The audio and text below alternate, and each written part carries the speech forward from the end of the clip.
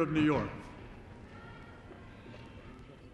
Gentleman is recognized for 5 minutes. Thank you, Madam Chair, and thank you, my colleagues. I doubt I will take the full 5 minutes. As remarkable as it might seem to anyone who is listening to these remarks, there is one national park in our country that was closed after September 11th that remains closed to this day. We all remember that after September 11th, there was kind of a general lockdown. We weren't sure what was going to happen next. National parks throughout the country were closed. That included this building. It included the White House. It included, frankly, monuments, memorials, and parks throughout the country.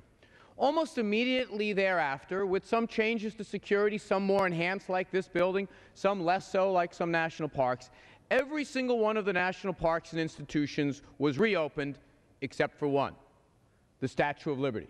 Perhaps the single most symbolic of all parks, the Statue of Liberty remains closed to this day. It's true you can take a ferry and go around the Statue of Liberty. It's even true that you can go to its base, walk inside, and tap Lady Liberty's toes.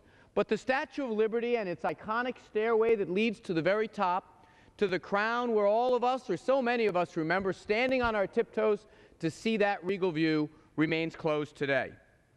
Now, my colleagues, you might be wondering, how could it be nearly 7 years after September 11th the park is still closed? Well, let me tell you a few reasons why it's not the case. Well, first of all, there's been plenty of money. This committee and private beneficiaries have raised over $20 million for security enhancements, for changes. In fact, we all remember after September 11th, a foundation was formed, Folgers and American Express and all kinds of institutions, the Daily News, my hometown newspaper. Kids were gathering up pennies and dimes and nickels. So there was no shortage of money. But we do know what there appears to have been a shortage of, and that is imagination or courage on the part of the National Park Service. We in this House have said by resounding fashion last year, 266 of us voted to say, open up Lady Liberty to her crown. But the National Park Service, after years of kind of thinking about it and scratching their chin and twiddling their hair and flipping through papers, finally last year, at the urging of Mr. Dix and others, finally sent us a letter that said, quote, "We have concluded that the current access patterns reflect a responsible management strategy in the best interest of all our visitors."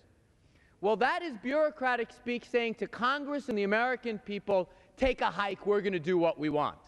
Saying to the chairman of the committee, the ranking member, 266 of us, that we don't care what your views are. We don't care about the private donations. We don't care about the reasonable accommodations that can be made. We're not opening up the Statue of Liberty. And I say reasonable accommodations because there are things that can be done. Look, there's no doubt about it. There are narrow staircases. There are narrow passageways. Now, not as narrow as this building. And there are some sensitive locations. Not as sensitive as the White House, but we figured out ways to accommodate visitors, although in a limited fashion, in those places. My colleague, Congressman Sears, who is here today to offer this amendment with me, and who I regretfully have to admit, according to the Supreme Court, the Statue of Liberty is in his district, although I would point out that Lady Liberty's caboose faces New Jersey, not her proud crown, but I want to thank him for all that he has done for seeing this is a national issue. Let me just say this in closing. You know, we have heard it thrown around a lot, we mustn't let the terrorists win, we mustn't let the terrorists win.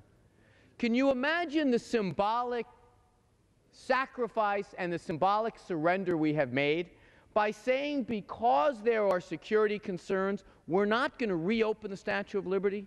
How many of us don't remember the experience of climbing those narrow staircases? So what does this amendment do? This amendment says, you say you can't do it, we're going to give you another $1 million to do it.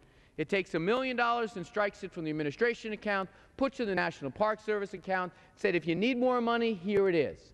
I also want to thank my colleagues on the Resources Committee, Subcommittee Chairman Grijalva, Full Committee Chairman Rahal, for considering and tentatively agreeing to do hearings to look into this.